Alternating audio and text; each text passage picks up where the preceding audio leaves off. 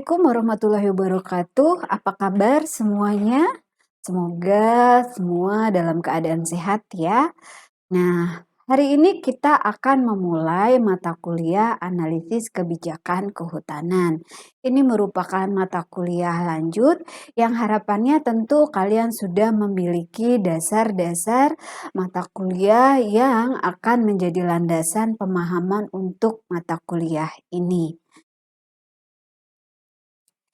Mata kuliah ini memiliki capaian pembelajaran yang pertama yaitu diharapkan setelah mahasiswa mengikuti perkuliahan ini, mahasiswa mampu berkomunikasi secara santun dengan sesama rekan dan dosen dalam kerja kelompok maupun dalam prestasi hasil karya perkuliahan.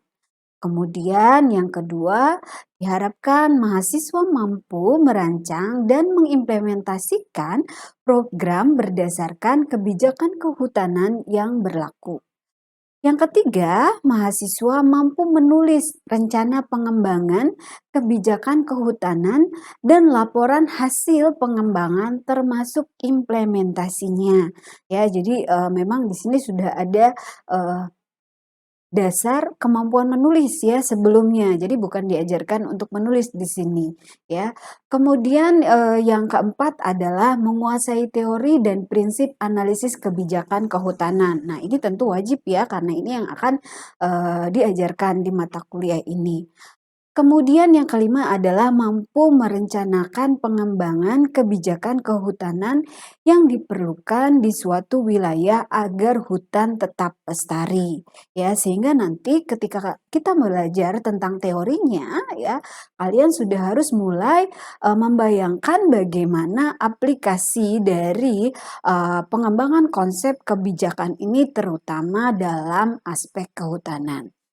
Nah, yang terakhir adalah mahasiswa mampu menguraikan pengertian dan siklus perumasan kebijakan publik dalam sektor kehutanan dan sumber daya alam dan lingkungan.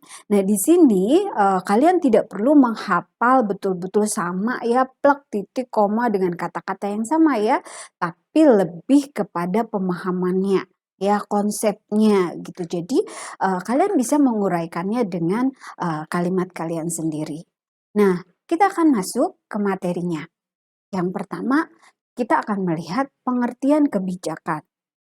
Jika nanti kalian membaca ya pengertian kebijakan dari satu buku atau dari satu sumber, kalau dibandingkan dengan sumber yang lain, jika kalian membaca sumber yang lain, mungkin ada sedikit perbedaannya gitu. Jadi memang definisi ini sangat banyak sekali dalam satu buku saja biasanya dia menyajikan beragam dari definisi itu. Jadi seperti yang saya sampaikan tadi, coba ditarik apa prinsip atau dasar dari pengertian tersebut karena secara garis besar memiliki makna yang sama. Nah, di sini Ibu coba mengambil dua contoh definisi dari kebijakan.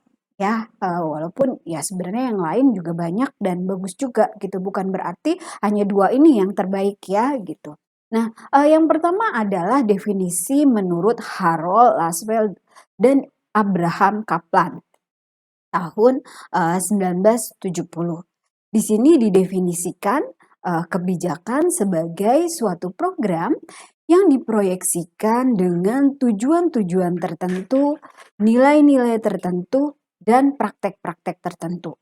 Ya, jadi kalau kita garis bawahi dari definisi Harold dan Kaplan ini ya, ini ada kata kunci yaitu program gitu ya, ada kata kunci tujuan-tujuan gitu ya, ada tujuan di sini. Nah, kemudian kita coba lihat definisi yang kedua dari E. Hallow dan Prewitt tahun 1973 ya, dan Jones tahun 1977. Kebijakan ini diartikan sebagai sebuah ketetapan yang berlaku yang dicirikan oleh perilaku yang konsisten dan berulang, baik dari yang membuatnya ataupun yang mentaatinya. Nah, di sini Hallow, Prewitt, dan Jones ini mencoba menegaskan ya, bahwa, dikatakan sebagai kebijakan kalau, ini dilakukan itu secara konsisten dan berulang, gitu. Artinya, tidak berubah-ubah, gitu. Jadi dasar, untuk perilakunya ini akan sama, gitu. Ini dilakukan baik oleh yang membuat kebijakannya itu sendiri ya, ataupun juga yang harus mentaatinya. Artinya ini memang, harus diterapkan secara luas. Nah, sehingga di sini coba disimpulkan ya secara singkat, kebijakan dapat diartikan sebagai prinsip-prinsip yang mengatur tindakan yang diarahkan.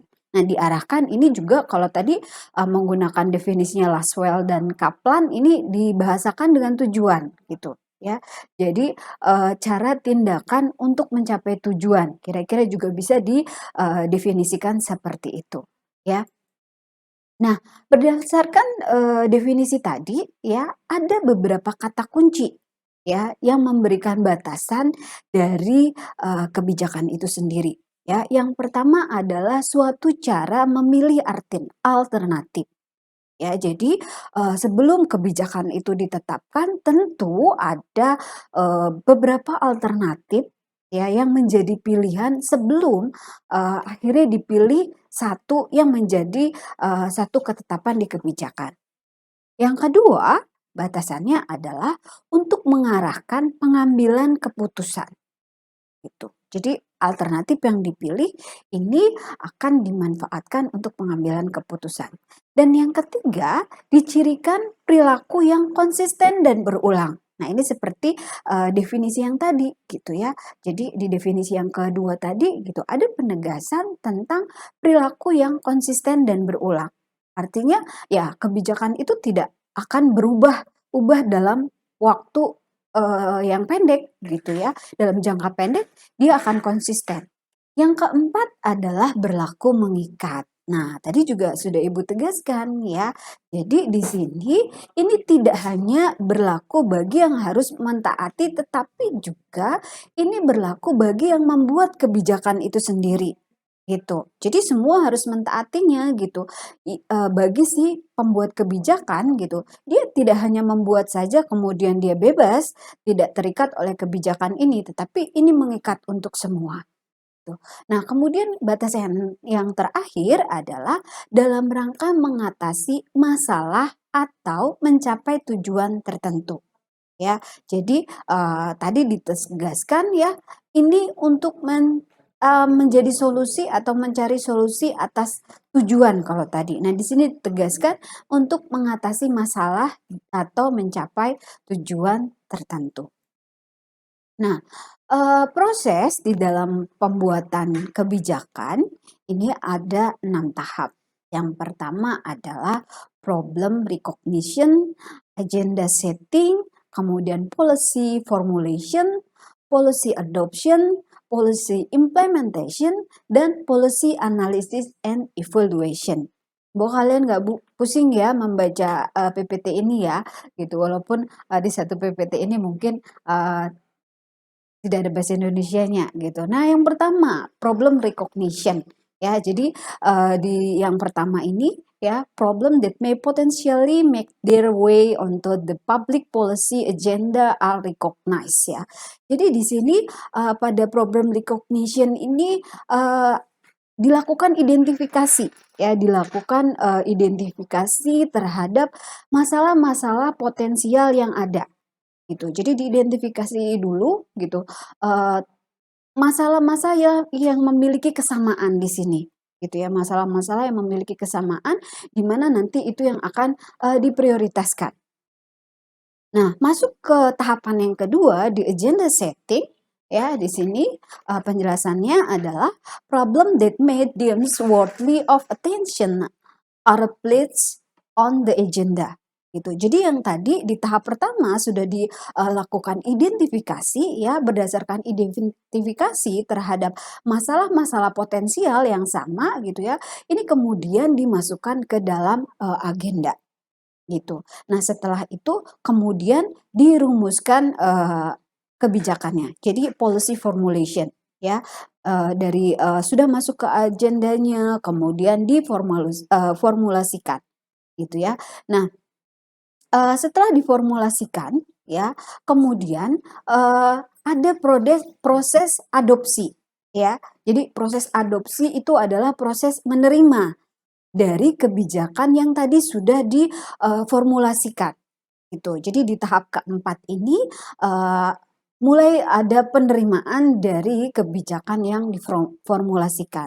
Setelah diterima, maka mulai diimplementasikan di tahap yang kelima ini, ya. Di sini dikatakan, "The public policy that has been officially agreed upon is put into action." Gitu. Jadi put into action, ya. Mulai diimplementasikan, ya. Nah, setelah diimplementasikan maka, kebijakan ini kemudian dievaluasi, ya, dianalisis dan dievaluasi. Bagaimana, implementasi dari kebijakan ini, itu supaya kebijakan yang dihasilkan itu bisa efektif, ya. Nah, kemudian, Dunn tahun 2000 mendefinisikan pembuatan kebijakan sebagai proses politik ya, yang terdiri atas tahap-tahap siklus politik yang saling terkait, yaitu formasi kebijakan, agenda kebijakan, formulasi kebijakan, adopsi kebijakan, implementasi kebijakan, dan evaluasi kebijakan. Nah, apa yang dirumuskan oleh Dunn tahun 2000 ini secara prinsip sama ya dengan yang tahapan 6 tahapan yang tadi sudah Ibu jelaskan ya. Nah, pembuatan kebijakan ini berbeda dari upaya resolusi konflik individual ya, karena di sini kebijakan itu, tadi sudah ditekankan bahwa ini mengikat untuk semua, gitu. Ya, artinya ini harus bisa diterapkan secara luas, gitu. Jadi bukan hanya untuk mengatasi, konflik-konflik dalam skala yang kecil ya, atau konflik individual, gitu. Jadi bukan untuk, kelompok kecil tertentu, gitu. Oleh karena itu, dalam konteks ini, pembuatan kebijakan harus dipandang dalam lingkup masyarakat secara keseluruhan, ya. Jadi tidak bisa, artinya di sini kebijakan itu hanya menyasar pada kelompok tertentu.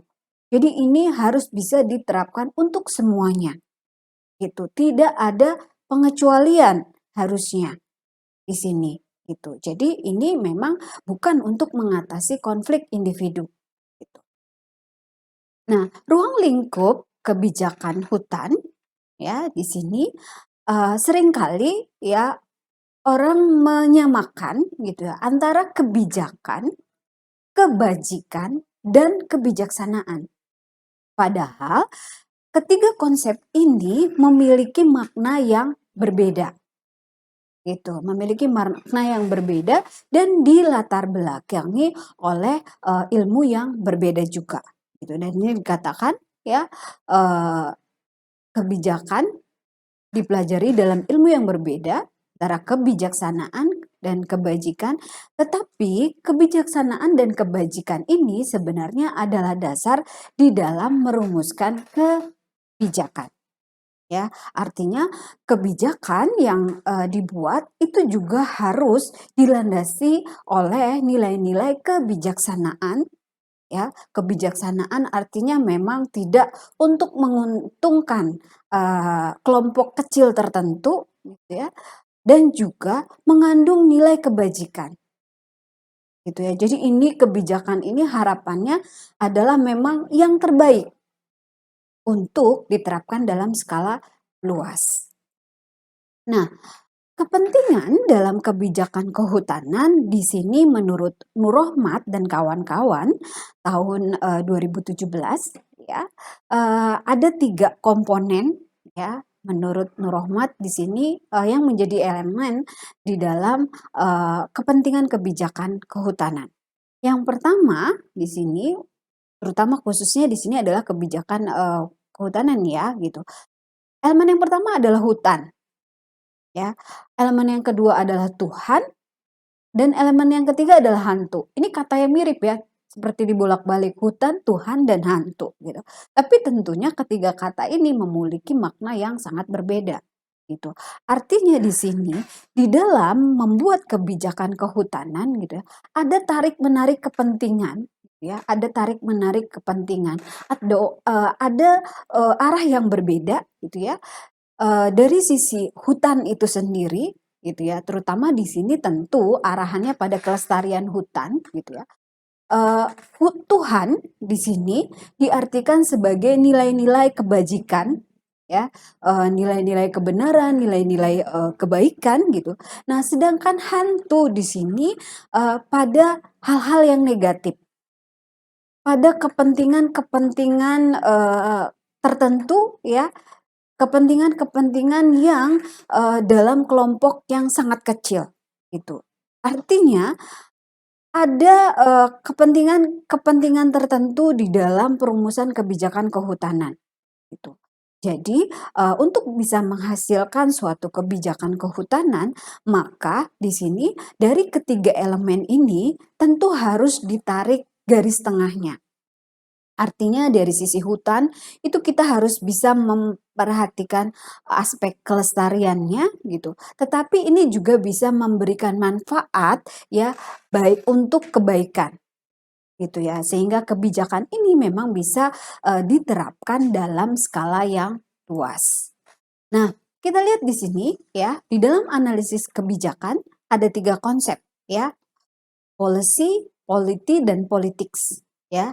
Nah, di sini analisis kebijakan itu mencakup tiga ranah ya. Kebijakan atau policy yaitu segala yang berkaitan dengan cara bertindak yang dilakukan secara sistematis untuk mencapai tujuan tertentu ya. Sedangkan politik ini mencakup semua hal yang berkaitan dengan proses pembuatan kebijakan gitu. Jadi politik dan policy itu berbeda gitu ya. Politik itu lebih kepada proses di dalam pembuatan kebijakan gitu. Baik itu berkaitan dengan distribusi kekuasaan, resolusi konflik, dan pengambilan keputusan. Kemudian yang ketiga yaitu sistem politik, yaitu hal-hal yang berkaitan dengan sistem politik yang meliputi aspek kelembagaan, struktur, dan ideologi. Nah, ini diambil dari konsepnya Birner tahun 2001. Nah, demikianlah pengantar kita tentang pemahaman dari kebijakan kehutanan. Nah, dari materi ini nanti kita akan berangkat kepada konsep-konsep selanjutnya sehingga kalian harus paham dulu ya apa itu kebijakan kehutanan. Jadi nggak boleh lupa ya karena ini akan menjadi dasar untuk memahami keseluruhan dari materi mata kuliah ini. Nah, ini ada beberapa daftar referensi ya yang bisa kalian baca ya, tetapi tentunya kalian bisa memperkaya dengan referensi-referensi yang lain. Ya, demikianlah materi kita minggu ini ya pada bab pertama dari pertemuan mata kuliah analisis kebijakan kehutanan. Semoga ini bisa kalian pahami ya konsep-konsepnya, tidak hanya dihafal ya, tapi dipahami sehingga memudahkan di dalam mempelajari materi-materi pada pertemuan-pertemuan berikutnya. Baik, saya akhiri pertemuan kita hari ini. Saya tutup dengan wassalamualaikum warahmatullahi wabarakatuh.